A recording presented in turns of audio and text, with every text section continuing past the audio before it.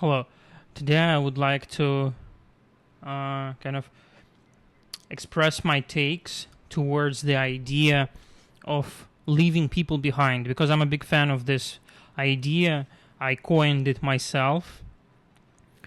And it is, I mean, looking at my friends or looking at people who are around me, people are not really big fans of letting people go, and I never understood why, really, because to me personally, when the thing is over, I like to think that it's over, because it's really difficult for my brain to um, to kind of think that after the relationship with the girlfriend that you loved, let's say, is over, you will be able to just shift gears and make her your friend, and she'll do the same, and that you know, you or her having new partners will not touch you, and then you will never think that, oh, how good it was before.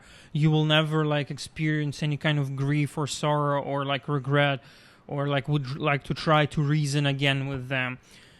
I feel that's what's happening. And I mean, I've read things online where all the mature Redditors and all the people who, completed life, and they are all such great thinkers of our time, they're saying, no, it's really actually very simple. It's just that you move on. That's all. Okay. But doesn't it still hold you back? That's my take here. That this is a person who you've dated. It's a product of its time, you know what I mean? You were like that at that time.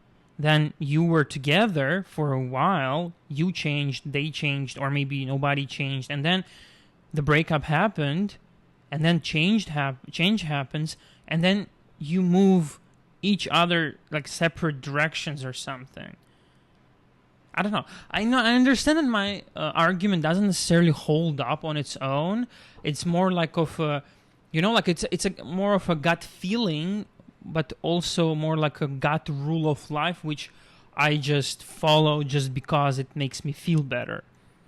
Because I am a person, I would say, who feels deeply, and it's a fact, really.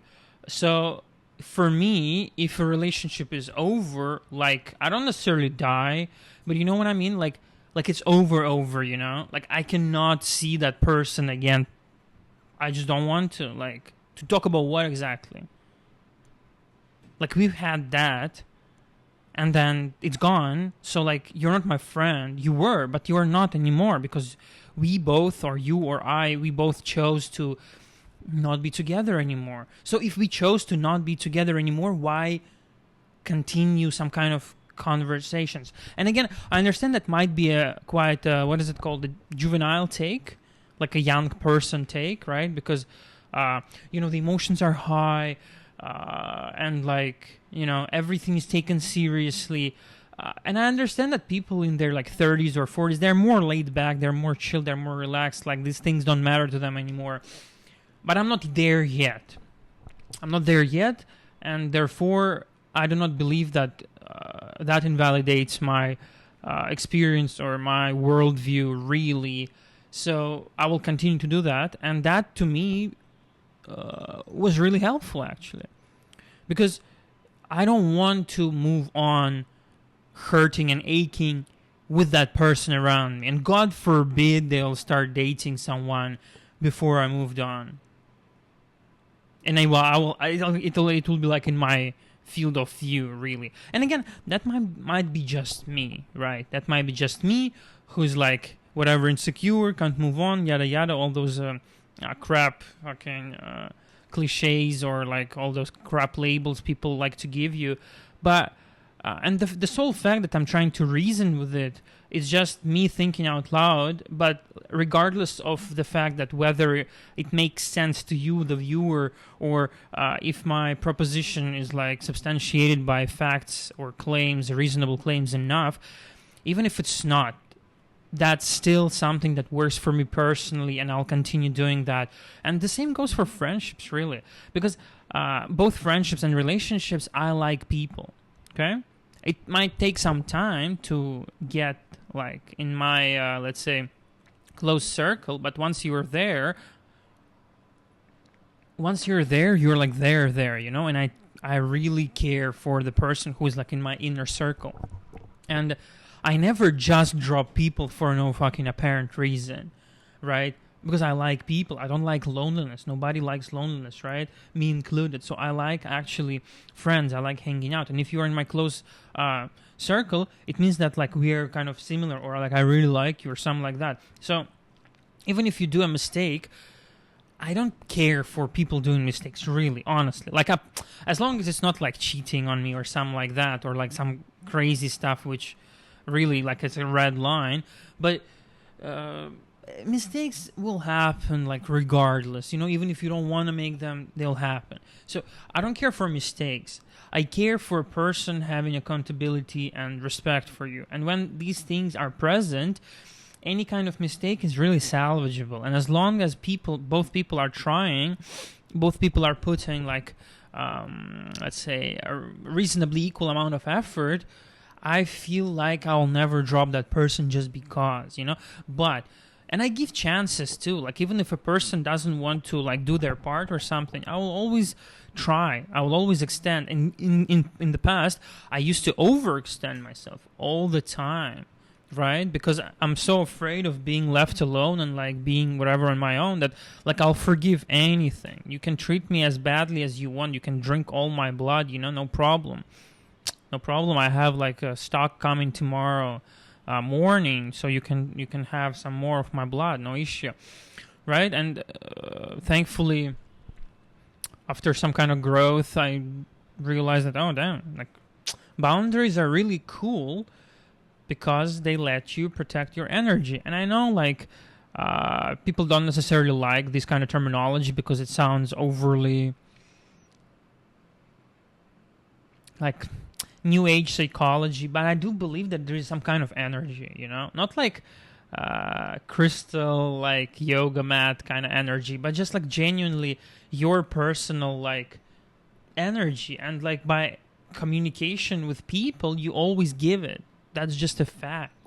So every kind of relationship ongoing, it's an always exchange of energy, right? You want to give and you want to take almost as much as you gave, really. So for that to be kind of worth the investment of your time and energy again, right? So the moment person stops to reciprocate that kind of energy, or like in part at least, then like, isn't it obvious that if a person doesn't want to try, then they don't want you? Then if they don't want you, why keep them? Like, so that's my kind of point overall. Like, I only want to be with people who actively want me. Like, they want to choose me. I don't want to talk to my ex. To do what? Like, dude, you talk to a woman who you had like things with for like 3 years straight. Like, I mean, yeah, we all are cool and we all are like very experienced with life predators who never make any mistakes. But like, isn't it a little odd? That might be just me. Maybe I'm having these just juvenile takes where I'm just like a youngster who's like has all his emotions up his ass or something. And the moment you become like 30 or 40, you become like brain dead, and your soul is sucked out by all the negative encounters and stuff like that, and you stop caring for people altogether, or you maybe become more rough or something. Maybe, I don't know, but like, you talk to a lady, you sit with her, broken up, 2 months later, and you can just talk about the weather. Like, really? You will never remember like how much fun you guys had, or like, you know, all the intimate stuff. Like, that never just crosses your mind. Just doesn't happen.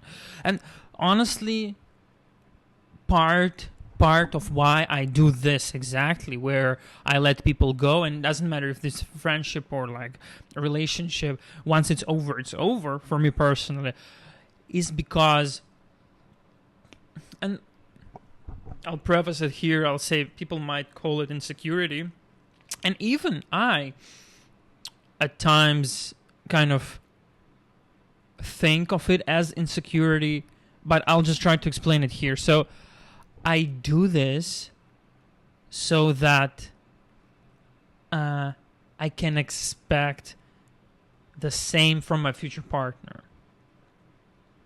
I hope that makes sense. So, like, I do not talk to my exes so that the lady that I will be dating later also doesn't do it. But her not doing it is not the product of me doing it, but it's more of like I don't want double standards, right? I don't want to expect something out of a person that I didn't do myself, right?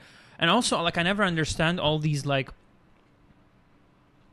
all this roster of people on your Instagram who are, like, not your friends, they're not your family, they're not your neighbors, they're not like a person you met in a smoke pit 3 years ago. They're all like all these failed talking stages, let's call them that, or like one step short of a hookup. Who are these people exactly? What function do they serve in our life? Really? Like, let's think about it for a second. All these girls or all these boys, they don't care for you. You don't care for them. You don't want to be their friend. You don't want to be in a relationship with them. So both the modalities, the romantic and the platonic one, is off the table. Maybe you have had sex with them, maybe you didn't. So, like, what exactly is happening here? And a lot of people might say, dude, like, are you not tired? Are you not how are you so bothered by these small things? I don't even remember. I don't even care. Do you? You don't care. So when they put a like on your story, you don't care. But you don't want to unfollow them, right? Because you don't care. So, like, that I never understand. If you don't care so much, like, how come they're still in your field of vision? Because you don't care. You're impartial, right? It's irrelevant. Okay, then what the fuck are they doing there still? And I mean, that's just me again. And I felt like this brings me down actively. And it's not about them. It's more about me. Because I kind of like it. You know what I mean? Like, I like random women looking at my shit. I post so that they can see. I post so some kind of fucking failed talking stage or like a hookup that didn't happen for like 5 years straight will like it. Or like we will have a small meaningless chat leading nowhere again.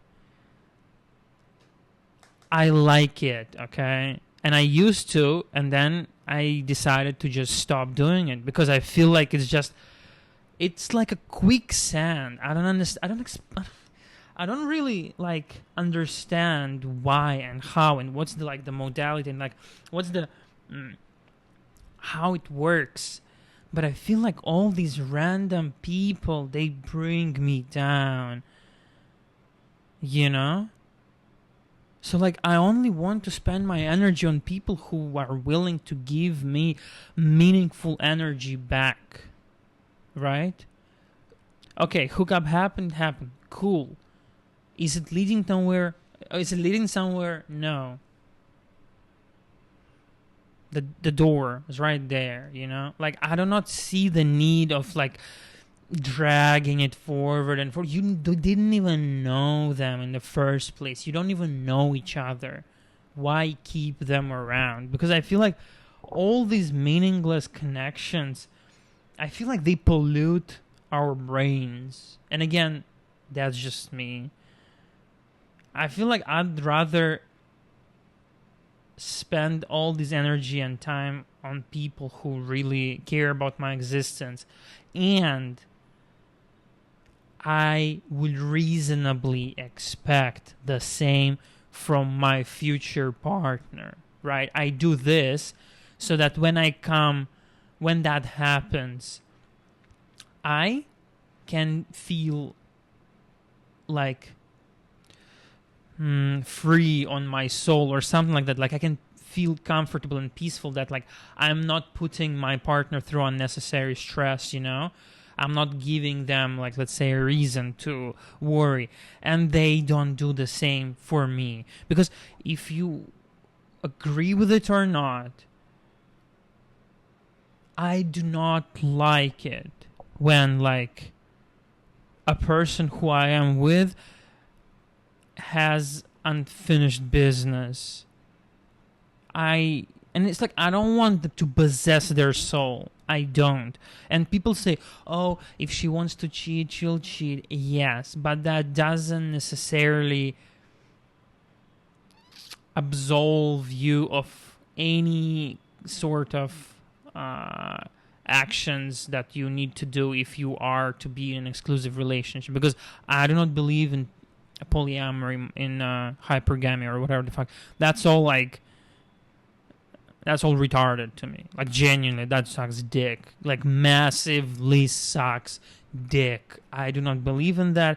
I feel it's like the things got so out of hand. Like, the situation is so bad in the world that you just go insane, you know? And it's not like you're going insane in a mental state, even though you might be. I'm just trying to say that I don't think it's good for anyone, you know? So, anyway, so I do these things for myself to kind of preserve my mental peace, but also I do that so that I kind of manifest, if one wants to say like that, a person who does the same and expect the same kind of treatment back. Because, again, if she wants to cheat, she will. Okay. I'm not afraid of cheating, really, because, like, again, what can I do about it, right? I just don't like it, like, on some kind of level. I cannot be impartial to everything, you know? I cannot be just like that